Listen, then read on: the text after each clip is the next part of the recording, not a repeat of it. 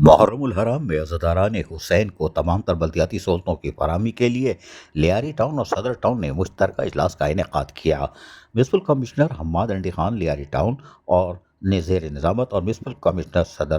town Noor Hassan چوکیو نے جہاں اجلاس کی صدارت کی، وہ اجلاس میں پولیس اور کے افسران، قانون نافذ کرنے والے اداروں کے افسران کے علاوہ